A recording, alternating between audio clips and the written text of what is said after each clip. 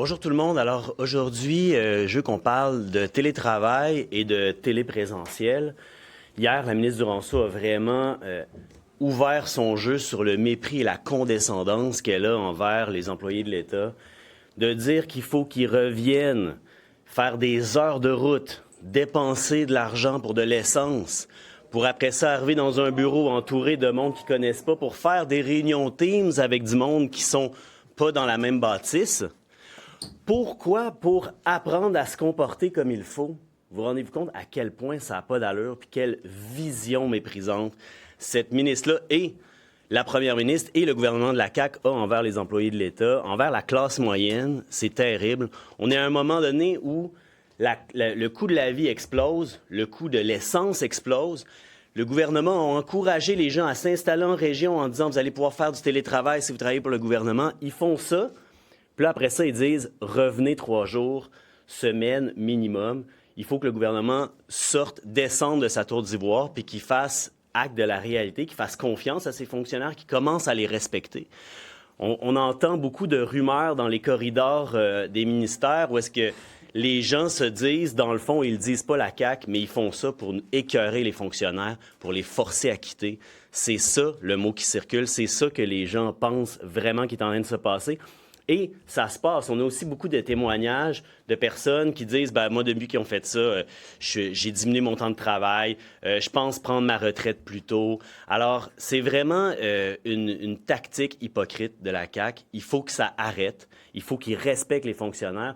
Puis c'est juste cohérent là, avec l'idée de faire économiser de l'argent au monde, avec l'idée de dire « On va augmenter la qualité de vie. » En plus, le télétravail, il y a des études qui montrent que ça rend plus efficace, plus productif au travail. Alors, augmentons la qualité de vie, diminuons les dépenses du Québec en essence, respectons les gens, puis ayons de la souplesse pour le télétravail des fonctionnaires, s'il vous plaît. Merci, Sol. Moi, j'ai le goût de vous parler d'une nouvelle hier là, concernant les dividendes de l'Oblast.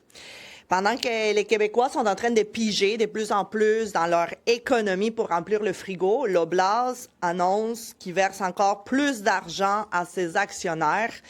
En seulement 12 semaines, l'entreprise a fait des profits de 594 millions de dollars. Ça, c'est une hausse de 18 % par rapport à l'an dernier, là. C'est énorme. Puis depuis 5 ans, je pense que tout le monde le voit, les prix des aliments augmentent sans cesse. C'est rendu qu'une personne sur 3 pige dans ses économies et prend la carte de crédit pour manger, pour payer l'épicerie. C'est une personne sur 3 qui s'endette pour payer l'épicerie. Pendant ce temps-là, les géants de l'alimentation donnent des millions à leurs actionnaire. La première ministre nous parle du coût de la vie. Bien, tant mieux. Là, c'est le temps de s'attaquer à la priorité, au premier poste des dépenses, que c'est le prix du panier d'épicerie. Ce qu'on demande de notre côté depuis des mois, c'est de plafonner les marges de profit des géants de l'alimentation, parce qu'il faut être capable de descendre le coût à la caisse. Ce n'est plus possible de continuer comme ça. Il faut donner l'oxygène aux familles, les familles des Québécois et Québécoises. Il faut que la première ministre s'épanche là-dessus rapidement. Bien, juste une petite question sur votre proposition sur le télétravail. Monsieur Zanetti, je m'excuse.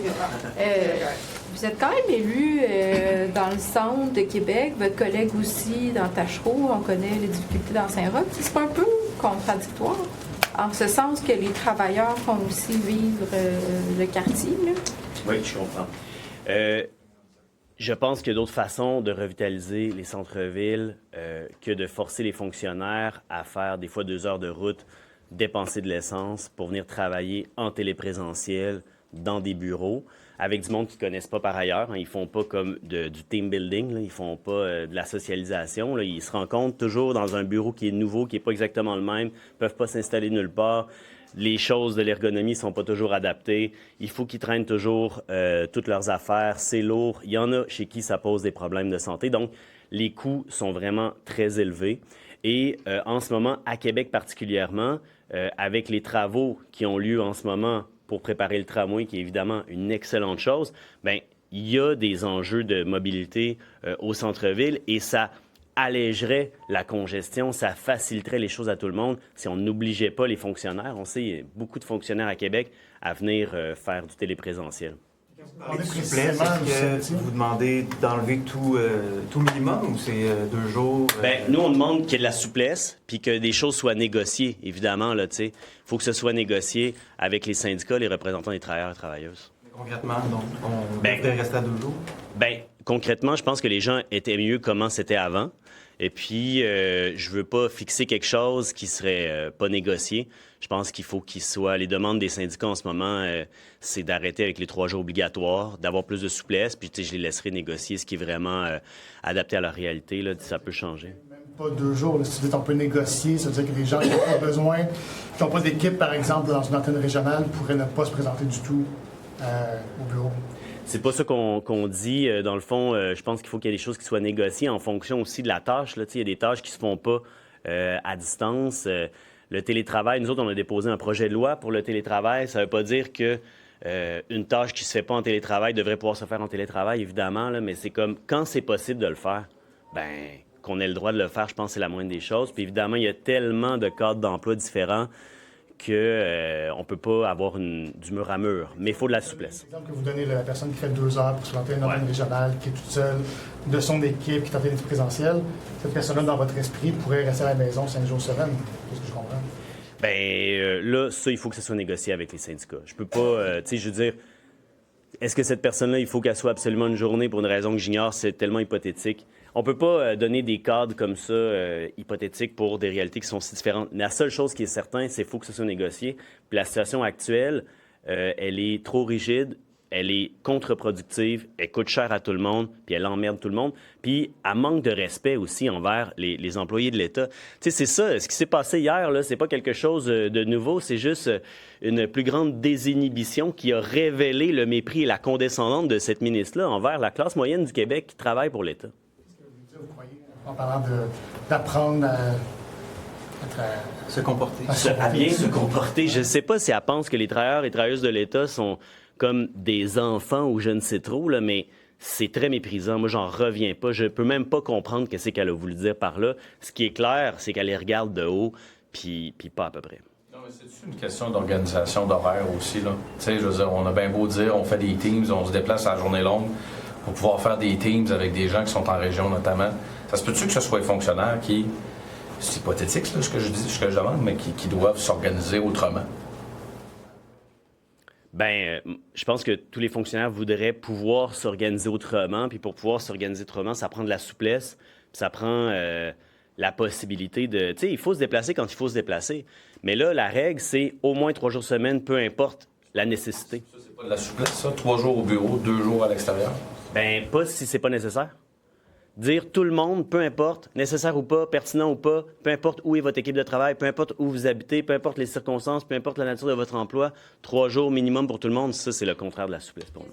L'argument que Mme Duranceau avait mis de l'avant, où il me semble que c'était une espèce d'étude ou un sondage, peut-être que vous en avez mieux que moi, mais où elle disait pour la santé mentale des travailleurs, c'est intéressant aussi d'être là au bureau, il y a des gens qui sont isolés, etc. Est-ce que de ce point de vue-là, c'est pas intéressant d'être au bureau 3 jours par semaine? C'est sûr que la présence, puis rencontrer ses collègues de temps en temps, puis même régulièrement, ça peut être intéressant, mais l'affaire, c'est que là, c'est pas ça qui se passe. Ce qui se passe avec sa règle mur à mur, c'est que des gens se pointent dans des bâtisses, ils rencontrent pas nécessairement leur équipe. Leur équipe, des fois, ils sont en télétravail, ils voient toute la journée en Teams, puis les gens qui sont à côté d'eux, c'est du monde qui sont pas stables, qui changent en fonction des jours de la semaine, puis il se développe aucune relation. Il faut changer plutôt que la directive de 3 jours. Ce qui est Dans sûr... le sens que c'est peut-être plutôt au patron de dire, on va mettre les équipes ensemble, puis physiquement, le plus possible, au lieu de les brancher sur Teams pendant 8 heures de temps. Le problème, dans ce que vous décrivez, c'est pas le fait d'être au bureau 3 jours, c'est le fait d'aller au bureau pour se brancher sur un Teams. Exact. Ce qu'on dénonce, c'est le manque de souplesse. C'est de dire il faut arrêter avec cette règle, cette obligation mur à mur, et puis que les gens puissent, en fonction de leur réalité, de leur équipe, de leurs tâches, puis de leur contexte particulier, prendre les décisions qui sont les meilleures. Puis cette décision-là peut inclure de venir, d'avoir des réunions d'équipe en présentiel toutes les semaines, mais au nombre de fréquences qui sera nécessaire selon le poste d'emploi puis la tâche des gens. Pas 3 jours obligés tout le monde, tout le temps, partout au Québec, tout le temps pour tout le monde. Ça, c'est trop... De la défense, là, on voit ce matin que Toronto utilise la menace référendaire pour leur dire allez pas au Québec, il y a de l'instabilité. Que vous pensez quoi de ça? Bien, il y a beaucoup des gens qui s'opposent à l'indépendance du Québec. Ils veulent pas que les Québécoises et les Québécois décident leurs propres lois, signent leurs propres traités commerciaux. Ils veulent pas qu'on décide de ce qu'on fait avec notre propre argent. Puis ces gens-là, qu'ils soient à Montréal, à Toronto ou au Parti libéral du Québec, ces gens-là, ils vont prêt à instrumentaliser n'importe quoi pour faire peur aux gens, pour faire dire ou pour faire penser aux gens que notre liberté est dangereuse. Mais nous autres, ça ne nous empêchera pas de nous battre pour la liberté des peuples du Québec. Est-ce que ça nuit, vous pensez, aux arguments de Montréal en ce moment, le fait qu'il y a le Parti québécois qui est en tête dans les sondages? Est-ce que ça peut avoir un effet sur la décision finale? Montréal est une grande ville qui abrite déjà plein d'organisations internationales de haut niveau, de haut calibre. C'est une ville qui est magnifique. C'est une ville dans laquelle il y a plein de gens qualifiés, capables de faire ces choses-là. Montréal a tout pour accueillir n'importe quelle organisation. Puis elle n'a rien à envier à Toronto. Puis c'est pas Toronto qui va faire peur aux Québécoises et aux Québécois, puis leur faire des sacrifices sur leur liberté pour quelque raison que ce soit. Ils n'ont pas répondu. Est-ce que ça peut nuire en ce moment? Ce qui nuit au Québec, là, c'est de ne pas prendre ses décisions par lui-même. Ce qui nous nuit collectivement, c'est d'envoyer 90 milliards à Ottawa chaque année, puis que 3,5 de ces milliards-là servent à développer les sables bitumineux. Ce qui nuit au Québec, là, c'est que notre argent soit envoyé là, puis ils reviennent avec des conditions de où est-ce qu'on va le dépenser. Ça nuit au Québec pas mal plus que n'importe quoi. C'est ça qu'il faut qu'on garde en tête. Dans le contexte de génétique, il y a quand même de l'instabilité économique partout sur la planète.